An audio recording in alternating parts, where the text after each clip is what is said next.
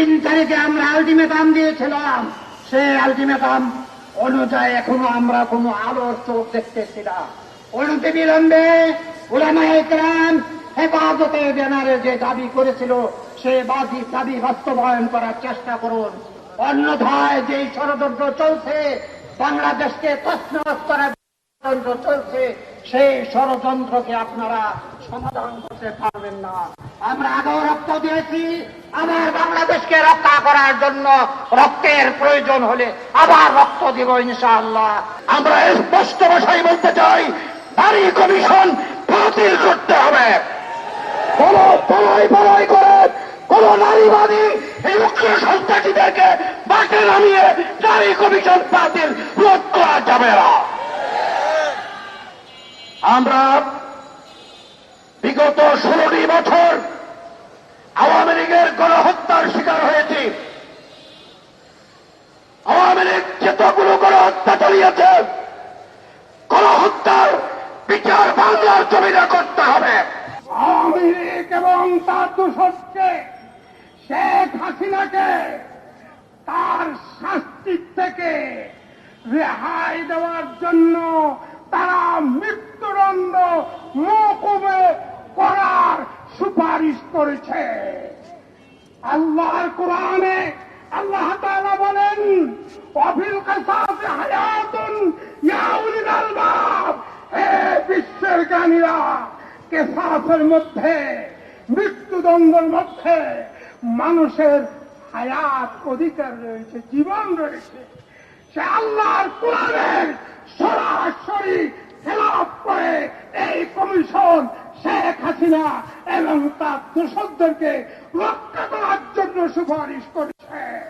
বিতর্কিত বহুত্ববাদের প্রস্তাবনা বাতিল করে সংবিধানে আল্লাহর উপর অবিচল আস্থা এবং বিশ্বাস পুনর্বহাল করতে হবে।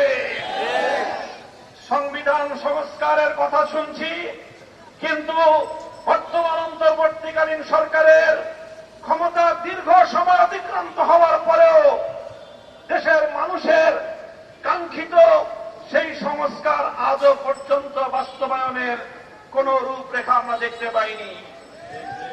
আমরা অন্তর্বর্তীকালীন সরকার প্রধানকে বলতে চাই, জনাব ডক্টর ইউনূস সাহেব, মেহরবানি করে আপনি প্রথমে অনতিবিলম্বে সংবিধান সহ রাজনৈতিক ব্যবস্থা এবং নির্বাচন ব্যবস্থা সহ গুরুত্বপূর্ণ প্রতিটি সংস্কারের রোডম্যাপ ঘোষণা করেন। কবে নাগাদ আপনারা এই সকল সংস্কারগুলো করবেন? এই সংস্কারগুলোর একটা রোডম্যাপ ঘোষণা করেন। রোডম্যাপের ভিত্তিতে যথা উপযুক্ত সময়ে, একটি যৌক্তিক সময়ের মধ্যে নির্বাচনের রোডম্যাপ ঘোষণা করেন। আর সেই নির্বাচন বাস্তবায়নের আগে বাংলাদেশের হাজার হাজার মানুষের রক্তে দাগ লেগে আছে যে এই খুনি ফ্যাসিবাদী শেখ হাসিনা এবং তার খুনি মন্ত্রিসভা এবং প্রশাসনের হাতে, তাদের বিরুদ্ধে আইনানুগ ব্যবস্থা গ্রহণ সহ তাদের বিচার কার্যক্রমকে দৃশ্যমান পর্যায়ের উন্নতি করতে হবে। আমাদের সেনা প্রধান বাংলাদেশের অন্যতম স্তম্ভ, যার যার জায়গা থেকে আপনারা দায়িত্ব পালন করুন।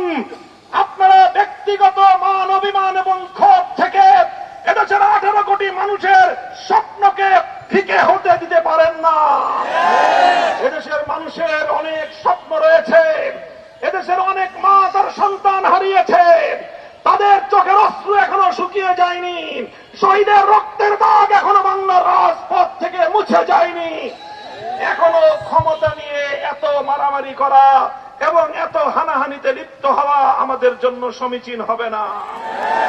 বিএনপি সহ সকল রাজনৈতিক দলগুলোকে বলতে চাই, এভাবে আলটিমেটাম দিয়ে এবং এভাবে টাইম ফ্রেম বেঁধে দিয়ে